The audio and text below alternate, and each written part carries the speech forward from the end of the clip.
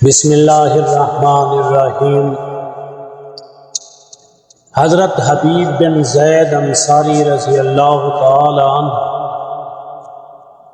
مسلمہ کذاب کے مقابلے میں لڑتے لڑتے گرفتار ہو گئے۔ مسلمہ کذاب نے ان سے انٹرویو لیا کہ آپ میرے ساتھ لڑنے کے لیے کیوں آئے ہو؟ تو آپ نے فرمایا کہ میں اس واسطے سے لڑنے آیا ہوں کہ تو جھوٹا ہے، کذاب ہے، نبوت حضور علیہ الصلوۃ والسلام پر ختم ہو چکی ہے اور تو نبوت کا دعویٰ کرتا ہے۔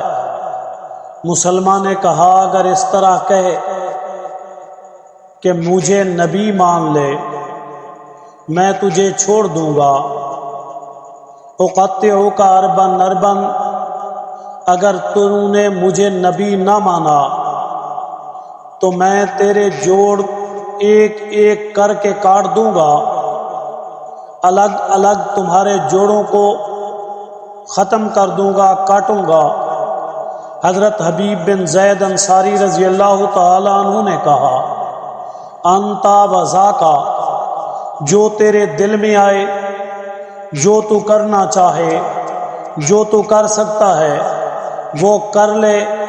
میں ختم نبوت کے لیے، میں حضور علیہ الصلوۃ والسلام کی اطاعت میں، آپ کی نبوت اور رسالت کے لیے آپ کے کلمے کو جو پڑھا تھا اسے میں نہیں چھوڑ سکتا۔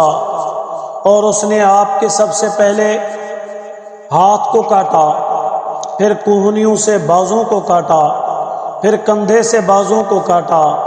اسی انداز میں اس نے ایک ایک عضو آپ کے جسم سے الگ کر دیا، ایک ایک عضو آپ کے جسم کو کاٹا، اور ہر عضو کاٹنے کے بعد وہ یہی کہتا رہا اگر تم میری نبوت کو مان لو، چاہے وقتی طور پر مان لو، تمہاری جان چھوٹ سکتی ہے۔